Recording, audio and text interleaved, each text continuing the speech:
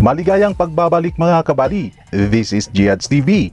Ang bidyong ito ay magbibigay ng kaunting kaalaman dahil sa ating pagsasaliksik ay meron akong natuklasan sa pagitan ng Jack Motors Corporation at ang Navistar Motors Corporation na mas kilala natin sa tawag na Jack Truck at International Truck.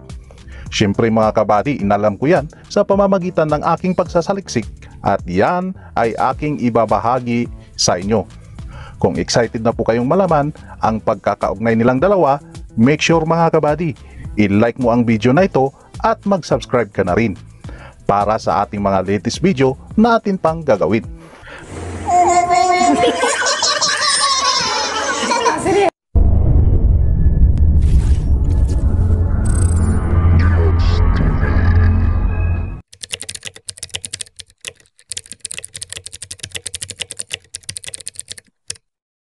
Malamang ang iilan sa atin ay hindi pa lubos kilala ang Jack Motors na ito at saan ba talaga nanggagaling ang mga truck na ito, maliban na lang sa nabanggit nating Navistar International Truck na nagmula sa Leslie, Illinois ng Estados Unidos.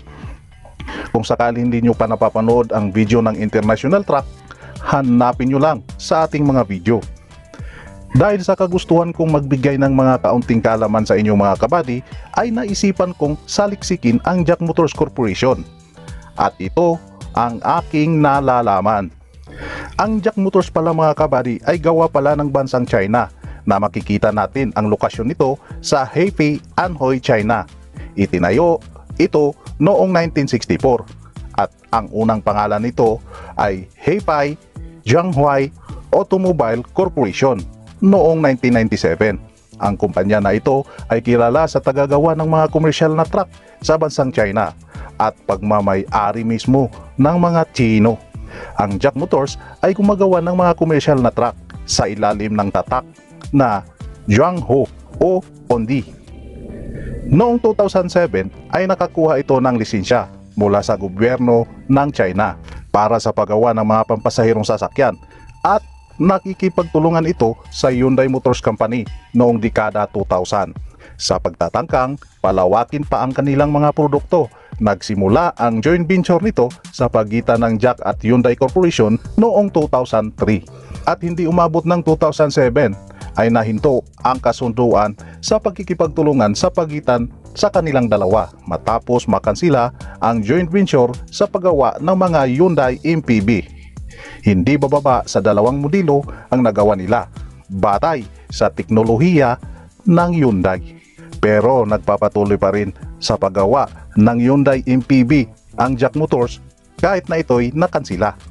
Nagkaroon din ang Jack Motors ng mga joint ventures sa mga kumpanyang Chery Automobile Corporation sa parehong lugar nito sa Anhui Province at sa DR Motors Company ng Italy noong 2016 at Volkswagen Group sa Wolfsburg, Germany noong 2017. At ito ang mga latest update na nalalaman ko patungkol sa Jack Motors Company mga kabady. Ang Jack Motors at ang Navistar International Company ay isa palang joint venture sa pagmamanufaktura o paggawa ng mga diesel engines. Nagsimula ito noong pang September 25, 2017 bilang Anhui Jianghuai Navistar Diesel Engine Corporation Limited o GND, isang korporasyon sa pagitan nilang dalawa sa paggawa ng mga diesel engine sa Hefei sa bansang China.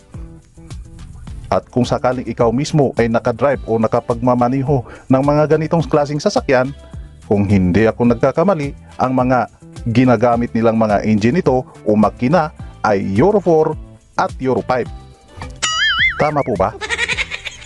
Well, kung sakaling mayroon kang itatama sa mga sinasabi ko ngayon, edi mag-comment ka sa comment section ng bidyong ito.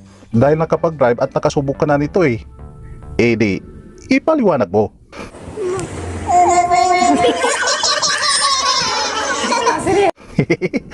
Joke lang yun mga kabady. Siyempre, joke lang yun.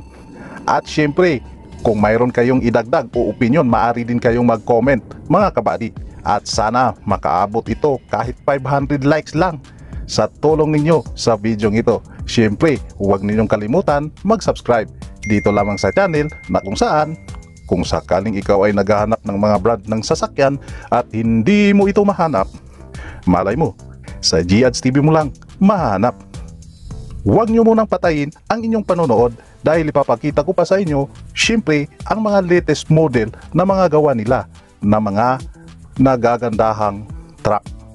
Okay? Good day mga kabady! Get first and goodbye!